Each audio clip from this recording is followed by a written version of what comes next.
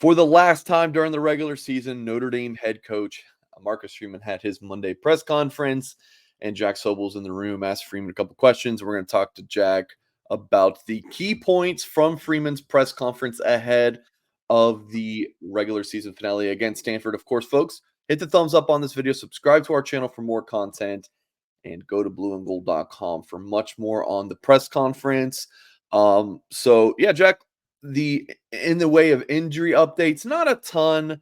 I believe it was you asked about Zeke Correll, and the status there. What should Notre Dame fans know about the Irish starting center heading into the Stanford game? Yeah, Correll was not close to playing against Wake Forest. Still in concussion protocol. Doctors did not clear him.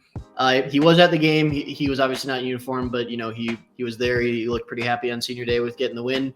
He is expected to play. Freeman said this Saturday. Freeman said he expects him to play, but he's still not cleared quite yet. It's just a matter of the doctors, clearing him with all the concussion protocol aspects. He also said that on the center position, with Ashton Craig playing in place of Correll this week for the second game in a row, he was impressed with what Craig did at the starting center spot. Andrew Kristofic, if you remember, during the Clemson game, he was the first center in.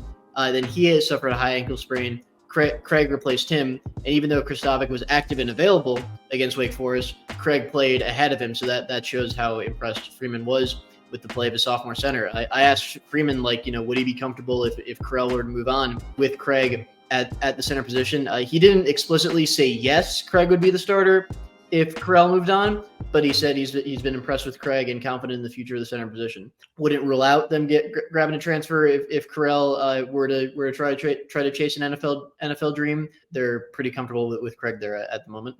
Speaking of comfortable, Freeman's definitely comfortable with his offensive line coach, Joe Rudolph. And when Marcus Freeman was wrapping up his time at Ohio State, there was a little bit of overlap with Joe Rudolph beginning his coaching career as a grad assistant. Rudolph's that was his first gig after his playing career.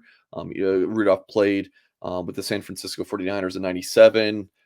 Guessing was away from football for a little bit of time, and then got into coaching in 2004 at Ohio State as a grad assistant. And Freeman. So this is a guy Freeman's known for 20 years, and Freeman does really believe in Rudolph leading that room. Yeah, for sure. I think Freeman, he said he was impressed with Rudolph as a teacher. Going back to when Freeman was a player and Rudolph was a GA. Yeah, Notre Dame has dealt with a little bit of turnover in the offensive line. From the Correll injury recently, Rocco Spindler's injury recently.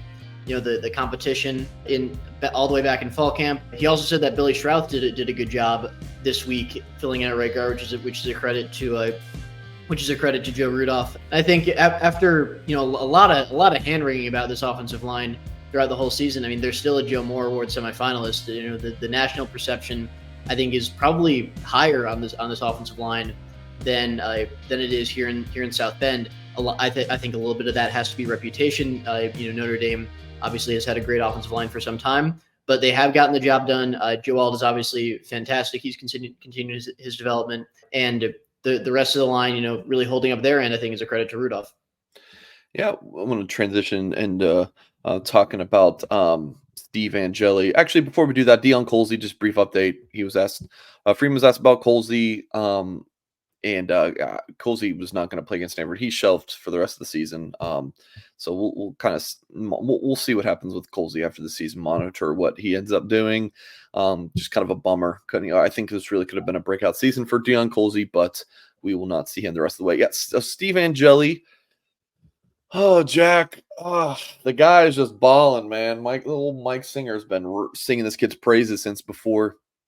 He played a step as a junior in high school. I just think that everyone is seeing what I initially saw. Now, I don't know if Angeli's going to start next year, or, if he's ever going to, be the guy at Notre Dame, but I just feel a little bit vindicated that everyone's kind of now seeing what I've been seeing. And Freeman's definitely has as well. Like, Freeman spoke highly of the backup quarterback in the press conference today. Yeah, this has been pretty consistent all season. Freeman is not, at least for now, going to say, Steve Angeli is the starter next year. I don't think he should say that. I think, whatever the case may be, if it's Angeli, if it's Kenny Minchey, if it's a transfer, whoever it is going to have to earn the starting job unless it's, a really, really established transfer, in a competition next season. But Freeman said, he says he's got full confidence in Steve Angeli whenever his number is called upon. Sam Hartman joked about it after the game. Angeli should retire, hang it up with what his numbers are at this point. He's obviously not going to do that. I tweeted it out yesterday. I haven't really seen a good argument that doesn't have to do with the recruiting ranking that Steve Angeli shouldn't get at least a chance to play in a competition to start at Notre Dame next year. I mean, he's done everything they've asked of him. Frankly, he looks better right now than he did, when he first made an appearance, when he first made a real appearance against Tennessee State. He's hitting throws, seeing throws in the face of pressure like the one to Jordan Faison. He has a lot of the traits that you see in a good quarterback. Assuming Notre Dame's weapons at the wide receiver position are better and the freshmen are more experienced and they're ready to take on bigger roles, this could be a pretty good offense with Angeli at the helm next year if that's the direction they go. Jack, I just want to wrap up talking about Stanford a little bit. So I have been a big proponent of how bad the Pac-12 has been for years. Like, it's just been such a disappointment. With USC had fallen off a while ago, and Stanford, obviously.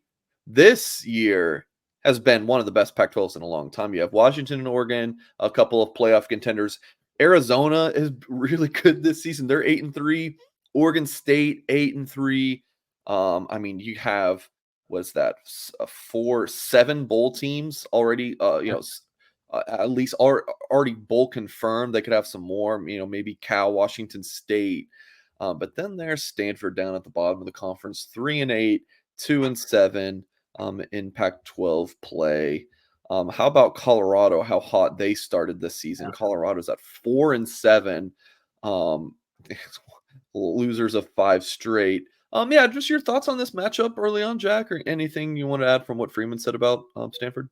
Yeah, real quick from what Freeman said, then I'll add my own thoughts. Freeman said that they're going to bring up what happened last year against Stanford, even though this is a completely different Stanford team personnel-wise and coaching-wise. They remember what happened last year, and I think they think it's important, Freeman said, for even the new guys to know what happened last year against Stanford, the upset at home to a bad Stanford team. I've always maintained, even as someone who wasn't on the beat next year, that the Stanford loss was worse than the Marshall loss in terms of just how good the respective teams were. Freeman said, we're going to talk about that a lot this week. We as Notre Dame, Freeman said, are not going to hide from that and try to bounce back from that loss. My thoughts on the Stanford team: they run a bit of a unique system. It's a very quarterback-based run game. They have 2 quarterbacks that they'll play. One of the quarterbacks, the backup, they use him a lot in short yardage. The starter, Ashton Daniels, he's got a decent enough arm, I think, and I think he's flashed some accuracy. Had some great throws in that game against Washington